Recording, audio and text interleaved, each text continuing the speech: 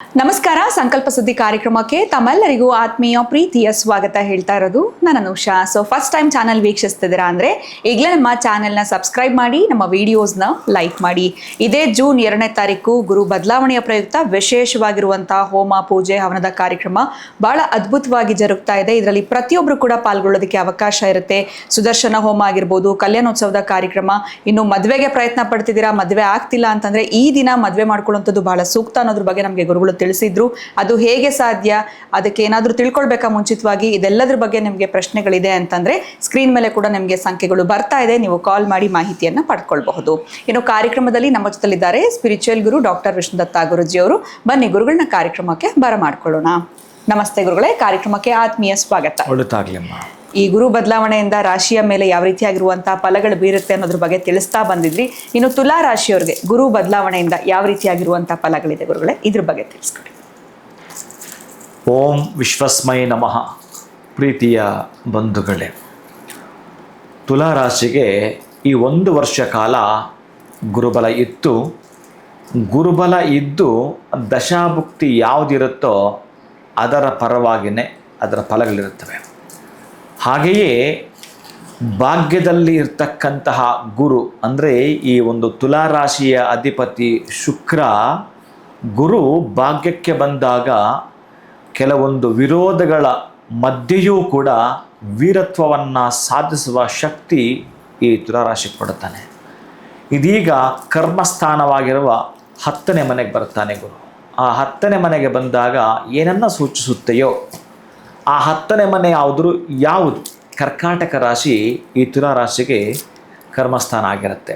ಅಂತಹ ಆ ಕರ್ಕಾಟಕ ರಾಶಿಯ ಅಧಿಪತಿ ಚಂದ್ರ, ಆ ಚಂದ್ರನಿಗೂ ಈ ತುಲಾ ರಾಶಿ ಶುಕ್ರನಿಗಾದರೂ ಇರುವ ಸಂಬಂಧವಾದರೂ ಏನು ನೋಡಿ. ಎಷ್ಟು ತೆಗೆದುಕೊಳ್ಬೇಕು ಅಂತಂದರೆ, ಈ ಶಿವನ ಆಜ್ಞೆ ಇಲ್ಲದೆ ಒಂದು ಹುಲ್ಲಗಡ್ಡಿನೂ ಅಲಗಾಡಲ್ಲ ಅಂತಂದರೆ ಇನ್ನು ನಾವು ಯಾವುದೇ ವಿಷಯವನ್ನು ಮಾತನಾಡಿದ್ರು ಕೂಡ ಅಷ್ಟೊಂದು ಕ್ರಮಬದ್ಧವಾಗಿ, ಅಷ್ಟೇ ಎಫೆಕ್ಟಿವ್ ಆಗಿ ಅದರದೊಂದು ಫಲಗಳನ್ನು ನಾವು ಅನುಭವಿಸ್ಬೇಕು ಅಂತಂದರೆ ಈ ಶುಕ್ರ ಮತ್ತು 10ನೇ ಮನೆಯಲ್ಲಿರ್ತಕ್ಕಂಥ ಅಧಿಪತಿ ಚಂದ್ರನಿಗೂ ಆ 10ನೇ ಮನೆಗೆ ಬರ್ತಾ ಇರುವ ಗುರುವಿಗೂ ಸಂಬಂಧವಾದರೂ ಏನು.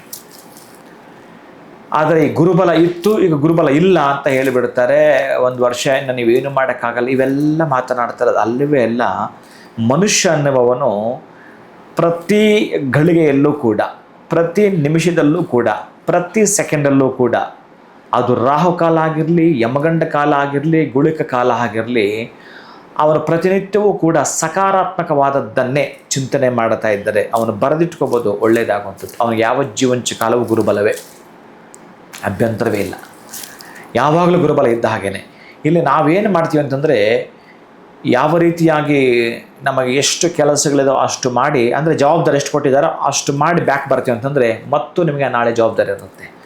ಆ ಜವಾಬ್ದಾರಿಯನ್ನು ನಿನ್ನದೇ ಸ್ವಂತದ್ದು ಅಂತ ನಿಭಾಯಿಸಲಿಕ್ಕೆ ಹೊರಟರೆ ಅಲ್ಲಿ ಈ ಗುರುಬಲಗಳಾಗಿರಬಹುದು, ಆಮೇಲೆ ದಶಾಭುಕ್ತಿಗಳಾಗಿರಬಹುದು, ಬಹುಶಃ ಮನುಷ್ಯನ ಮೇಲೆ ಪರಿಣಾಮ ಬೀರುವಂಥದ್ದು ತಕ್ಕ ಮಟ್ಟಿಗೆ. ನಾನು ವಿಷಯಕ್ಕೆ ಬರೋದಾದರೆ, 10ನೇ ಮನೆಗೆ ಗುರು ಬಂದಾಗ ತುಲಾ ರಾಶಿಯವರೆಗೆ ಒಂದು ಕರ್ಮ ಸಿದ್ಧಾಂತ ಏನು ಹೇಳುತ್ತೆ ಅಂತಂದರೆ, ಕೆಲವೊಂದು ಚಾಲೆಂಜಸ್ ನಿಮ್ಮ ಮುಂದೆ ಕಾಣಿಸ್ಕೊಳ್ತವೆ. ಅದನ್ನು ಭೇದಿಸ್ತೀರೋ ಛೇದಿಸ್ತೀರೋ ನಿಮಗೆ ಬಿಡ್ತೀನಿ. ಅದನ್ನು ಛೇದಿಸ್ತಾ ಹೊರಟ್ರೆ ದೊಡ್ಡ ಮಟ್ಟದ ಒಂದು ಉದ್ಯೋಗವನ್ನು, ಅಂದರೆ ನೀವು ಮಾಡೋದಲ್ಲ, ಆ ಉದ್ಯೋಗವನ್ನು ಕಟ್ಟುವಿಕೆ, ಒಂದು 10 ಜನ ಉದ್ಯೋಗ ಮಾಡಲಿಕ್ಕೆ ಒಂದು ಅವಕಾಶವನ್ನು ಮಾಡಿಕೊಡ್ತಕ್ಕ ಶಕ್ತಿಯನ್ನು ಕೊಡ್ತಾನೆ ಬಹುಶಃ ಚಂದ್ರ ಅಲ್ಲಿರೋದ್ರಿಂದ. ಯಾಕೆಂದರೆ ಇದೇ ಚಂದ್ರ ಶುಕ್ರನಿಗೆ ಸಂಬಂಧಪಟ್ಟ 2 ಮನೆಗಳಿದ್ದಾವಲ್ಲ, ಈ ಒಂದು ವೃಷಭ ರಾಶಿ ಮತ್ತು ತುಲಾ ರಾಶಿ. ಅದೇ ಮೇಲಿನ ಆ ಒಂದು ವೃಷಭ ರಾಶಿಯಲ್ಲಿ ಚಂದ್ರನಿಗೆ ಉಚ್ಚ ಸ್ಥಾನವಾಗುತ್ತೆ. ಈ 2 ರಾಶಿಗಳ ಅಧಿಪತಿ ಆಗಿರ್ತಕ್ಕಂಥ ಶುಕ್ರ 10ನೇ ಮನೆಗೆ ಹೋಗಿ ಗುರು ಏನು ಅವನು ಡಿಕೋಡ್ ಮಾಡ್ಬೋದು, ಏನು ಅವನು ಡಿಗ್ ಮಾಡ್ತಾನೋ, ನಿಮ್ಮ ಯೋಚನೆಗಳು ಹೇಗಿರ್ತಾವ. ನಾನು ಒಂದು ಸಲ ಹೇಳಿದ್ದೀನಿ ನಿಮಗೆ, ಸಣ್ಣ ಮಗುವಿಗೆ ಅಂದರೆ 8 ವರ್ಷದ ಮಗುವಿನಿಂದ ಹಿಡಿದು 80 ವರ್ಷದ ಮುದುಕನ ತನಕ ಈ ಒಂದು ಹಸ್ತರೇಖೆಗಳು ನಿಮ್ಮ ಆಲೋಚನೆಗಳಿಗೆ ಸಂಬಂಧಪಟ್ಟಾಗ ಬದಲಾಗ್ತಿರ್ತವೆ ಅಂತ. ಯಾರೋ ನೋಡಿಬಿಟ್ಟಿರ್ತಾನೆ, ಈಗ ಧನರೇಖೆ ಇಲ್ಲ ಕಣಯ್ಯ ಅಂತ ಅಂದಿರ್ತಾನೆ. ಅವನಿಗೊಂದು 25-30 ದಿನಕ್ಕೋ ಅಥವಾ 2 ತಿಂಗಳಿಗೋ ಒಂದು ಲಾಟ್ರಿ ಹೊಡೆದಿರುತ್ತೆ. ಧನರೇಖೆ ಇಲ್ಲ ಅನ್ನೋದವನಿಗೆ ಆಗಿರುತ್ತೆ, ಅಂದರೆ ಅವನ ಆಲೋಚನೆಗಳು ಇವನಿಗೆ ಹೇಳಿರಲ್ಲ. ಹಾಗೆ ನಿಮ್ಮ ಆಲೋಚನೆಗಳು ಸುಸ್ಪಷ್ಟವಾಗಿರಬೇಕು. ಅತ್ಯಂತ ಪ್ರಭಾವಶಾಲಿಯಾಗಿರಬೇಕು. ಆಮೇಲೆ ಅತ್ಯಂತ ಶಕ್ತಿ ಸಾಮರ್ಥ್ಯ ಟೊಳ್ಳಿಂದ ಇರಬಾರ್ದು. ಟೊಳ್ಳು ಮೀನ್ಸ್ ಚಂಚಲ, ಇದು ಸ್ವಲ್ಪ ಮಾಡೋದು ಅದು ಸ್ವಲ್ಪ ಮಾಡೋದು ಮತ್ತು ಇನ್ನೇನೋ ಮಾಡ್ತೀನಿ ಅನ್ನೋದು, ಇದು ಮಾಡದೆ ಅದು ಮಾಡದೆ ಇರತಕ್ಕಂಥವ್ರಿಗೆ ಅಲ್ಲ ಇವು. ನಾನು ಏನು ಹೇಳ್ತೀನಿ ಅಂತಂದರೆ 10ನೇ ಮನೆಗೆ ಬಂದಾಗ ಆ ಗುರು ಮಹತ್ತರವಾದದನ್ನು ಸಾಧಿಸೋದಕ್ಕೆ ನಿಮಗೊಂದು ಅವಕಾಶವನ್ನು ಕೊಟ್ಟಾನು ಅಂತ.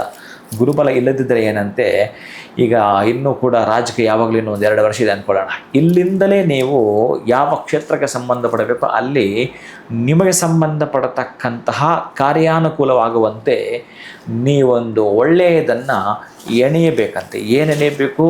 ಅದು ನಿಮ್ಮ ಕೈಗಳು ಹೇಗೆ ಕೆಲಸ ಮಾಡಬೇಕು ಅಂತಂದರೆ, ಈ ಎಲ್ಲದೂ ಒಂದು ನಾದ ಹೊರಹೊಮ್ಮಿದಾಗ ನಮಗೆ ಗೊತ್ತಿಲ್ಲದೆ ಆಲಾಪನೆ ಮಾಡುವಾಗ ಕೈ ಕಾಲು ಕೆಲಸ ಮಾಡ್ತಿರ್ತೇವೆ. ಹಾಗೆ ಆ ಕ್ಷೇತ್ರದಲ್ಲಿ ನೀನೊಂದು ಗೆದ್ದೆ ಗೆಲ್ಲಬೇಕು ಅಂತ ಹೇಳಿ ಏನಾದರೂ ಹಠ ತೊಟ್ಟಿದ್ರೆ, ಛಲವಂತನಾಗಿದ್ದರೆ, ಧೀಮಂತ ನಾಯಕನಂತ ಅನ್ನಿಸ್ಕೊಳ್ಬೇಕಾದ್ರೆ ಬಹುಶಃ 10ನೇ ಮನೆಗೆ ಬಂದಾಗ ಅತ್ಯಂತ ಅದ್ಭುತಗಳನ್ನೇ ಕೊಟ್ಟು ಬಿಡುತ್ತಾನೆ. ಅದರಲ್ಲೂ 10ನೇ ಮನೆ ಉಚ್ಚ ಸ್ಥಾನ ಅಂತಂದರೆ, ಅದೇ ನಾನು ಹೇಳಿದ್ದು, ಉಚ್ಚ ಸ್ಥಾನ ಅಲ್ಲ ಅಂದಿದ್ದರೆ ಬರೀ ಉದ್ಯೋಗ ಸಿಗುತ್ತೆ, ಉದ್ಯೋಗದಲ್ಲಿ ಏರುಪೇರು ಅಂತ ಹೇಳಿಬಿಟ್ಟಿದ್ದೆ. ಅಲ್ಲಿ ಉಚ್ಚ ಸ್ಥಾನವಾದ್ದರಿಂದ 16 ಜನಕ್ಕೆ ಕೆಲಸ ಕೊಡ್ತಕ್ಕಂತಹದ್ದನ್ನು, ಒಂದು ದೊಡ್ಡ ಮಟ್ಟದನ್ನು, ಅದನ್ನೇನಂತ ಕರೀತಾರೋ ಆ ವೇದಿಕೆಯನ್ನು ಕಟ್ಟುವಂಥ ಶಕ್ತಿ ನಿಮಗೆ ಕೊಡ್ತಾನೆ ಅಂತ. ನೀವೊಬ್ಬರಲ್ಲ. ಅದಕ್ಕಾಗಿ ಸ್ವಲ್ಪ ಟೈಮ್ ತಗೊಳ್ಳುತ್ತೆ. ಈ ವರ್ಷದ ಎಂಡ್ ಒಳಗಡೆ ಕೂಡ ಬಹುಶಃ ನೀವು ಸಾಧಿಸೇ ತೀರ್ತೀರಿ. ಒಂದನೇದಾದ. ಎರಡನೇದು, ಸ್ವಲ್ಪ ನೀವು ದಶಾಭುಕ್ತಿ ಗಮನಿಸಬೇಕಾಗತ್ತೆ. ಆ ದಶಾಭುಕ್ತಿ ಏನಾದರೂ ಇದರ ಫೇವರ್ ಆಗಿ, ಅಂದರೆ ನಿಮ್ಮ ರಾಶಿಯ ಫೇವರ್ ಆಗಿತ್ತು ಅಂತಂದರೆ, ಅಥವಾ 10ನೇ ಮನೆಗೆ ಬಂದಿರತಕ್ಕಂಥ ಗುರುವಿನ ಫೇವರ್ ಆಗಿತ್ತು ಅಂತಂದರೆ ಮಾತ್ರ ಕಟ್ಟಿಟ್ಟ ಬುತ್ತಿ ನೀವು ದೊಡ್ಡದೊಂದು ತೀರ್ಮಾನ ತೆಗೆದುಕೊಳ್ತೀರಿ. ಎಷ್ಟೋ ವರ್ಷಗಳಿಂದ ಇದ್ದ ನಿಮ್ಮ ಕನಸು ನನಸಾಗುತ್ತೆ. ಪ್ರೀತಿಯ ತುಲಾರಾಶಿಯ ಬಂಧುಗಳೇ, ನಿಮಗೆ ಯಾರಾದರೂ ಹೇಳಿದರೆ ನಿನಗೆ ಈ ವರ್ಷ ಅಷ್ಟೇ ಗುರುಬಲ, ಮುಗಿದೋಯ್ತು, ಗುರುಬಲ ಇಲ್ಲ, ಇನ್ನು ನೀನೇನು ಮಾಡೋಕ್ಕಾಗಲ್ಲ, ನೀನು ದುಡ್ಡು ಮಾಡೋಕ್ಕಾಗಲ್ಲ, ಇರೋ ದುಡ್ಡೆಲ್ಲ ಕಳ್ಕೊಳ್ತೀಯ, ಹೆಸರು ನಾಶ, ಏನೇನು ಹೇಳಿದ್ರು ಕೇಳಬೇಡಿ. ಹೆಸರು ಮತ್ತೊಂದು ಇನ್ನೊಂದು ಏನೂ ನೀವು ಕಳೆದುಕೊಳ್ಳೋದಿಲ್ಲ, ಪಡೆದುಕೊಳ್ಳುತ್ತೀರಿ.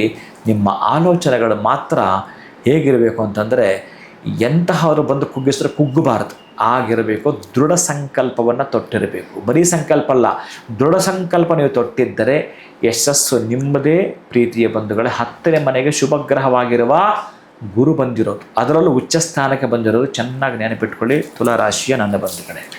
ಗುರುಬಲ ಇಲ್ಲ ಅಂತ ಹೇಳೋರಿಗೆ ಭಯ ಪಡುವಂಥದ್ದು ಬೇಡ, ಚಿಂತೆ ಬೇಡ. ಸೊ ಉಚ್ಚ ಸ್ಥಾನಕ್ಕೆ ಗುರು ಹೋಗಿರೋದ್ರಿಂದ ಖಂಡಿತ ಈ ವರ್ಷ ಚೆನ್ನಾಗಿರುತ್ತೆ. ಜೊತೆಯಲ್ಲಿ ಅವರ ಒಂದು ದಶಾಭುಕ್ತಿ ಕೂಡ ನೋಡ್ಕೊಳ್ಳುವಂಥದ್ದು ತುಂಬ ಸೂಕ್ತ ಅಂತ ತಿಳಿಸಿದ್ರಿ.